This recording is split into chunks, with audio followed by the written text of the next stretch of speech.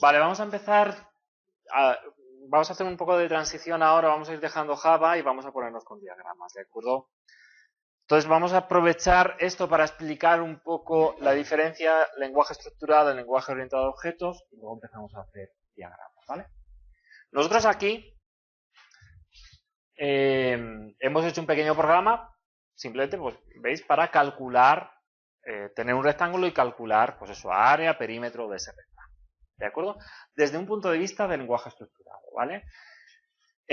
Nosotros, con un programa, en programación siempre tratamos de solventar algo, es decir, dar una solución a un problema. ¿De acuerdo? Y para dar esa solución a un problema, tratamos de trasladar la realidad que tiene en ese problema a código, ¿de acuerdo? Al lenguaje de programa. ¿Vale? El enfoque que le demos a ese traslado de la realidad al código es el enfoque estructurado, o el enfoque por sentencias, ¿de acuerdo? O el enfoque orientado a objetos. Nosotros aquí tenemos un enfoque funcional, un enfoque estructurado, un enfoque por funciones, un enfoque por sentencias, ¿de acuerdo? ¿Por qué?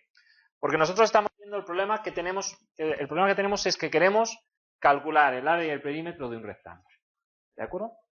Y entonces nosotros estamos enfocando el problema pensando en las funciones que queremos realizar, ¿de acuerdo? Nosotros queremos que me pida la base, que me pida la altura y luego que me genere un menú de opciones y que me dé la opción de devolver la base, devolver la altura, ¿de acuerdo? Ese sería el enfoque estructurado, ¿vale? Ese enfoque está bien, pero no responde a la realidad, porque en la realidad, o no responde a una manera muy fiel de la realidad, porque en la realidad no somos funciones, ¿de acuerdo? La realidad no está compuesta por funciones puramente, sino que está compuesta por elementos, ¿de acuerdo? Nosotros en la realidad tenemos elementos que tienen un comportamiento, sobre todo, que se relacionan unos con otros, ¿de acuerdo? Que es el enfoque de la programación orientada a objetos, ¿de acuerdo? ¿Cuál sería el enfoque de la programación orientada a objetos en este caso? ¿De acuerdo? En el caso del rectángulo. Sería considerar el rectángulo como una entidad, ¿de acuerdo? Como una entidad, que nosotros instanciamos en un determinado momento, ¿de acuerdo? Con una base y con una altura, ¿de acuerdo? Entonces, es un elemento que se relaciona, ¿de acuerdo? ¿Me seguís un poco la idea? Si habéis visto algo de programación orientada a objetos, evidentemente vais cogiendo, ¿vale? Nosotros tenemos la clase, voy a poner aquí, nosotros tenemos aquí la clase rectángulo, ¿de acuerdo? La clase rectángulo simplemente es una entidad abstracta, no existe, ¿de acuerdo? No existe hasta que yo no le doy un valor, ¿de acuerdo? Hasta que toma unos valores, ¿de acuerdo? Esa entidad abstracta tiene unos atributos. Las clases se componen de atributos. En nuestro caso, los atributos de la entidad rectángulo son la base y la altura, ¿de acuerdo? Es igual que en un coche, pues los atributos son sus ruedas, su motor, sus puertas, su color, etcétera, etcétera. ¿De acuerdo? En nuestro caso simple, la clase rectángulo tiene los atributos base y altura, ¿de acuerdo? Pero los objetos no solo tienen atributos, no son algo estático, sino que tienen métodos, ¿de acuerdo?, para relacionarse con otros objetos, ¿de acuerdo? Entonces nosotros podríamos decir que la clase rectángulo tiene los métodos obtener área y obtener perímetro, ¿de acuerdo? Tenemos los métodos obtener área y obtener perímetro. Eso en abstracto, ¿de acuerdo? Daros cuenta que todavía no hemos concretado esa clase, ¿de acuerdo? Cuando la concretamos, ¿de acuerdo? Cuando nosotros construimos, utilizamos un constructor y construimos esa clase, lo que estamos haciendo es instanciarla, ¿de acuerdo? Crear una representación del molde, ¿de acuerdo? La clase sería el molde y crearíamos una representación de ese molde, ¿de acuerdo? Entonces le asignaríamos valores a los atributos de IH en el constructor, por ejemplo, ¿de acuerdo? O podríamos interactuar con este objeto llamando a sus métodos obtener área y obtener perímetro, ¿de acuerdo? ¿Entendéis un poco la diferencia del enfoque? ¿Sí? Más o menos. Ahora vamos a hacer con diagramas, ¿vale? Le podéis dar a mí, no sé si lo veis bien, pero bueno, en la parte derecha aparece en vuestro caso un nuevo documento. Se me ha ido por el tamaño de la pantalla, aquí se va, ¿de acuerdo? Le dais ahí a nuevo documento y os deja seleccionar qué tipo de documento vais a hacer, ¿vale? Como veis, tenemos aquí un montón de tipos de diagramas diferentes, ¿vale? Lo que se llaman los mockups de interfaz de usuario, bueno, modelos de entidad-relación, etcétera, etcétera, etcétera, ¿de acuerdo? Tenéis todos los que son UML, ¿de acuerdo? Diagrama de estados, diagramas de clases, de actividad. Nosotros vamos a empezar con los diagramas de clases, ¿vale? Coges un diagrama de clase y que pone class diagrams, ¿vale? UML, sí.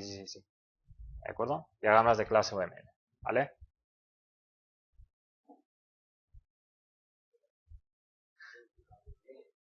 UML, tenía que haber a lo mejor empezado por ahí. He dado por hecho que lo sabéis. UML es lenguaje de modelado unificado, ¿de acuerdo? Entonces, es un lenguaje, una propuesta de cómo modelar la realidad, ¿de acuerdo? Mediante diagramas, ¿de acuerdo? Sería el paso intermedio. A ver, en teoría, los pasos, esto cada uno evidentemente lo hace como quiera, ¿de acuerdo? Los pasos para realizar un proyecto, ¿de acuerdo? En general, ¿de acuerdo? Aunque se puedan modificar, sería, en primer paso, contacto con el cliente, evidentemente. Segundo paso, requerimiento, una entrevista con él de qué es lo que quiere. Y entonces, a través de esa entrevista, se elabora lo que se llama el documento de requisitos, el Requirement Document, ¿de acuerdo? Un documento de funcionalidades requeridas de la aplicación. Se describe la aplicación más o menos, esto en papel, o sea, en papel, un documento donde se describe la aplicación y se establecen los requerimientos principales que tiene que tener, las funcionalidades principales que tiene que tener esa aplicación, ¿de acuerdo? A partir de ese documento se hace el análisis, ¿de acuerdo? El análisis de ese documento, o más entrevistas con el cliente, y a partir de ese documento se tienen que generar todo lo que serían todos los diagramas, ¿de acuerdo? Que sería, yo digo que ahí se puede generar todos los diagramas que se quieran. Luego, como mínimo, se hacen los diagramas de casos de uso, los diagramas de clase y los diagramas de actividad, ¿de acuerdo? Que son los tres que yo os voy a decir. ¿De acuerdo? Se pueden hacer más diagramas de estado, diagramas de secuencia, diagramas de mensaje, ¿de acuerdo? La realidad es establecer a través de diagramas dejarlo plasmado todo, ¿de acuerdo? Y también podríamos incluir como un mockup, un prototipo, ¿de acuerdo? Que hay herramientas de prototipado para hacer un prototipo de la aplicación, que el prototipo es básicamente el prototipo de la interfaz de usuario, ¿de acuerdo? Se hace un prototipo de la interfaz de usuario. Esa primera parte. Todo eso se presenta, se hace un documento donde se recoge todo eso, donde se recogen todas las funcionalidades, todas las clases, etcétera, etcétera. Eso es lo que se presenta de proyecto al cliente. En este caso, si lo solicita, es el primer entregable. Y si lo aprueba, pues ya. Todo eso lo vas a traducir en código. ¿De acuerdo? Esa es un poco la mecánica de visión general. ¿De acuerdo? Entonces, nosotros estamos viendo cosas de UML porque yo necesito que sepáis hacer esto. Que sepáis crear diagramas. Aunque parezca, me imagino que algunos habéis programado, etcétera, y algunos habéis estado en proyectos. La importancia de esto es vital cuando no eres tú solo. Y si yo voy a hacer un proyecto yo solo, me da un poco, no me da igual, yo lo suelo hacer, ¿de acuerdo? Pero en realidad te da un poco igual porque lo vas a hacer tú solo, pero normalmente los proyectos no los hace una sola persona. Entonces, hacemos todo esto para que luego se pueda comunicar, es un lenguaje de comunicación entre los integrantes del proyecto, ¿de acuerdo? Es decir, que si yo hago un diagrama, y estamos trabajando en un grupo de 5 personas, todos tenemos que saber lo que significa el diagrama, ¿de acuerdo? Y a ti te dicen, desarrolla esta clase, esta funcionalidad, y te entregan el diagrama, el documento de funcionalidades y un diagrama de actividad. Y tienes que respetar lo que te dice en el diagrama, traducir ese código, ¿de acuerdo? ¿Entendéis un poco la idea? Vale.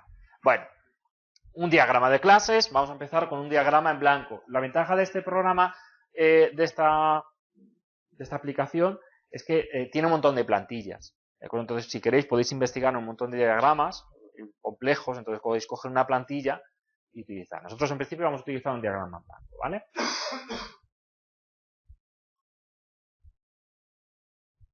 ¿De acuerdo? Vamos a hacer un diagrama en blanco que lo vamos a llamar rectángulo, ¿vale? Bueno, veis que tenéis aquí una hoja de trabajo donde podemos ir creando clases, interfaces, clases simples, etc. Bueno, nosotros vamos a crear la clase rectángulo. Entonces cogemos aquí una clase, el icono ese que tenéis aquí en el panel de herramientas, y lo vamos a arrastrar.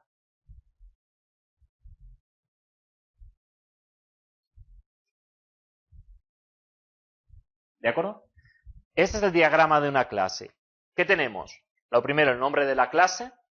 Es que eso simplemente se representa a través de un rectángulo. El nombre de la clase, los atributos y los métodos. ¿De acuerdo? Los atributos y los métodos, veis que simplemente es nombre de atributo, tipo de atributo. ¿De acuerdo? Esto podemos poner los tipos, etcétera, como queramos. Y los argumentos serían lo mismo. Sería nombre del método, argumentos que reciben y luego lo que devuelven. ¿De acuerdo? El tipo de retorno. ¿De acuerdo? Veis que tenéis algunos con un más y un menos. Lo que quiere decir el más y el menos es que son atributos públicos o atributos privados. ¿De acuerdo? ¿Qué quiere decir que un atributo sea público o que un atributo sea privado? ¿De acuerdo? Un atributo es público cuando se puede acceder a él desde fuera de la clase. ¿De acuerdo? Y un atributo es privado cuando no se puede acceder. Solo se puede hacer desde dentro de la clase. ¿De acuerdo? Entonces, vamos a irlo haciendo para que lo vayáis entendiendo. Decíamos la clase rectángulo. ¿De acuerdo? Queremos dibujar un diagrama que represente la clase rectángulo. ¿Vale? Entonces aquí, ¿vale? Veis que si hacéis doble clic os saca un pequeño editor. También lo podéis sacar, creo que en la panel derecho tenéis propiedades, ¿de acuerdo? De esta clase. Entonces, al seleccionar las propiedades, os pone aquí un poco todas las cosas, ¿vale? Pero bueno, lo podéis hacer de las dos maneras. Hacéis doble clic. Bueno, ahora no me sale. ¿Eh? A la A, sí, perdón. A la A. ¿De acuerdo? Nombre de la clase, rectángulo. ¿De acuerdo? Tenemos un atributo que es base. ¿De acuerdo? Que es de tipo, se le suele poner real. ¿De acuerdo? No, aquí no especifica, podemos poner float, ¿vale? Pero no se suele poner float. Puede ser real o entero. ¿De acuerdo? Entonces, real. Tenemos otro atributo que es altura, que es real también. ¿De acuerdo? Y luego tenemos, vamos a poner dos atributos más, que fueran el área y el perímetro. Todos reales, ¿vale?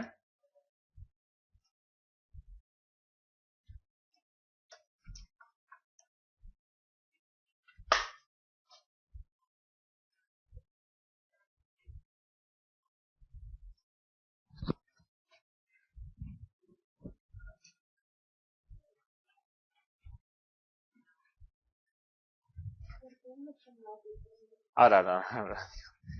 ¿De acuerdo? En principio, si lo dejamos así, ¿vale?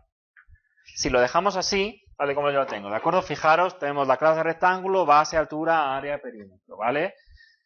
Si lo dejamos así, yo podría acceder a los atributos base y altura, es decir, podría hacer esto, ¿de acuerdo? En programación podría hacer rectángulo punto base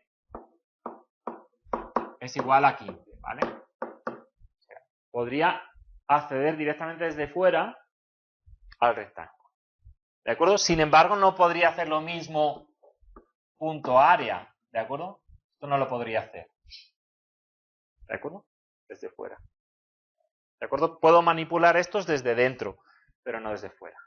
¿Vale? Lo normal es que todos los atributos sean privados. ¿De acuerdo? Digo que lo normal es que todos sean privados, ¿vale? Y salvo excepciones, todos los atributos los ponemos como privados, ¿de acuerdo? Es lo que se llama, imagino que a lo mejor lo habéis escuchado una vez, la técnica de encapsulación. ¿De acuerdo? La programación orientada a objetos tiene varios conceptos. El de orientado a objetos es el concepto de modelar la realidad mediante elementos, mediante objetos, como estamos viendo, pero luego tiene otros conceptos añadidos, como es el de la encapsulación.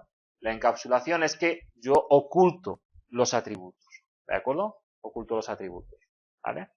El acceso a ellos se produce a través de una, lo que se llama la interfaz pública, ¿de acuerdo? De ese objeto, ¿vale? Eso es la técnica de encapsulación. Evidentemente tendría que proporcionar unos métodos, por ejemplo, un método para establecer esos argumentos, esos elementos, ¿de acuerdo? Lo que se llaman los setter y los getter, ¿vale? Normalmente. Siempre se hace, entonces yo pongo un método set base, ¿de acuerdo? Que recibe un real y que no retorna nada, ¿de acuerdo? Podemos decir que retorna void o que no retorna nada directamente, ¿vale? Un método set altura,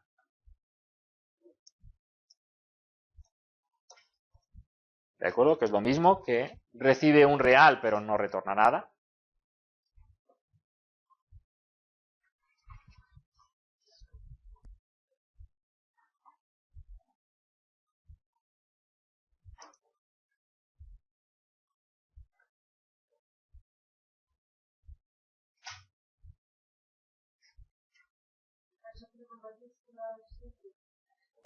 Sí.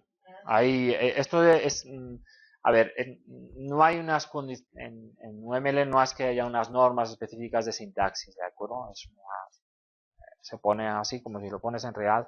Tampoco le importa, quiero decir que no importa. Lo que importa es más en general. Es decir, sí que suele poner lo de los 2 puntos al final para decir que devuelve el más y el menos. ¿Cómo? Perdona, no te he entendido, José. Sí. No. Ahí no. Tú dices que recibe un real, no tienes ni que siquiera que poner nombre. ¿De acuerdo? Si se lo quieres poner, se lo pones, pero vamos, no. Recibe un real y tal. ¿Vale? Vamos a poner 2 métodos más que sean getBase, ¿de acuerdo? Que no recibe nada y que retorna un real.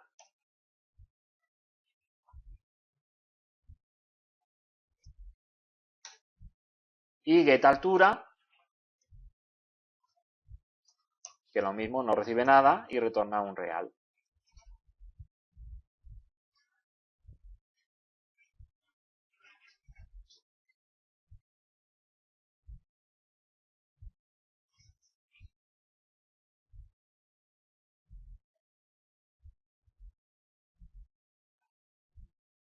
¿De acuerdo? Lo mismo podríamos hacer, vamos a añadir 2 métodos más para el área y para el perímetro. ¿De acuerdo? Entonces, cogemos un método getArea, ¿de acuerdo? Y getPerímetro. ¿Vale?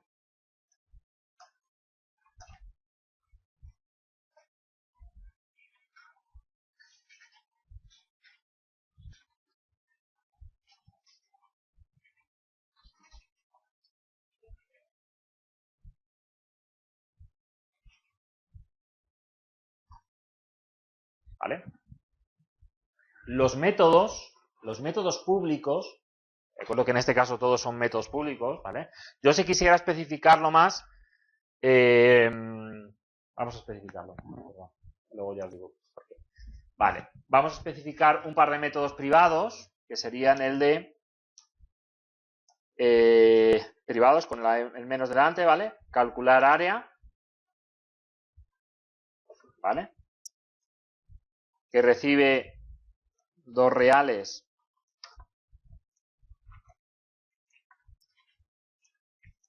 y devuelve otro real.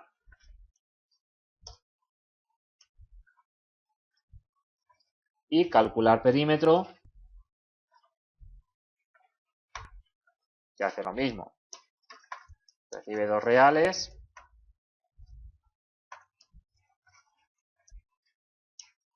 y devuelve otro real.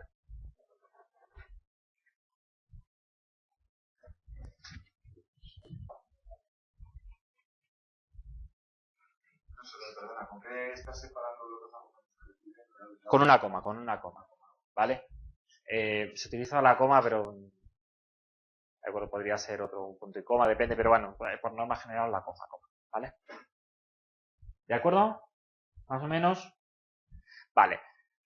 Decía, yo en esta clase hice, primero, cuáles son sus atributos, y sé que esos atributos son privados, ¿de acuerdo? Que están encapsulados y que desde fuera no se puede acceder. ¿De acuerdo? Veo que tengo aquí dos métodos privados, es decir, tampoco se va a poder acceder a ellos desde fuera, y tengo una serie de métodos públicos, ¿de acuerdo? Los métodos públicos es lo que se conoce como la interfaz, ¿de acuerdo? Es decir, lo que muestra este objeto, ¿de acuerdo? Ponemos en el caso de una lavadora, o cualquier electrodoméstico, ¿de acuerdo? Da igual. Una lavadora tiene una serie de atributos, motor, capacidad de carga, yo qué sé, todo lo que queramos, ¿de acuerdo? Y tiene una serie de operaciones internas que nosotros no vemos cuando encendemos la lavadora. Nosotros lo que tenemos es la interfaz pública, los métodos públicos. Programa, encendido, apagado. ¿De acuerdo? Rellenar cubeta, esa sería la interfaz. ¿De acuerdo? Los métodos que me proporciona la lavadora. Lo que hay dentro, yo no lo sé, está encapsulado. ¿De acuerdo? Ese es el término. ¿Vale? El concepto. Encapsular lo que hay dentro, ocultarlo, ¿de acuerdo? Y dejar una serie de métodos públicos en interfaz. ¿Lo entendéis más o menos? ¿Sí? Vale. Imaginaros que nosotros queremos, que lo vais a hacer ahora como ejercicio, ¿vale? Queremos modelar junto a esta, ¿vale? Vamos a hacer otra clase que represente un polígono regular. ¿De acuerdo? Un polígono regular. ¿De acuerdo? ¿Qué atributos tiene un polígono regular? Los lados.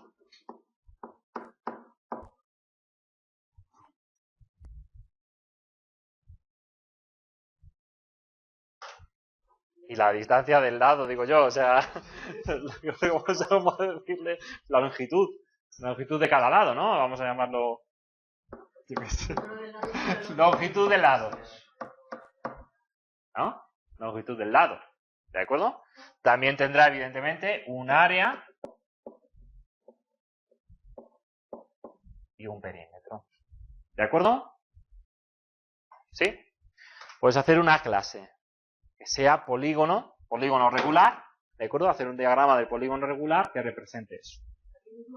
Aquí mismo. Vais a hacerlo aquí mismo, ¿de acuerdo? Vais a hacer una clase del polígono regular.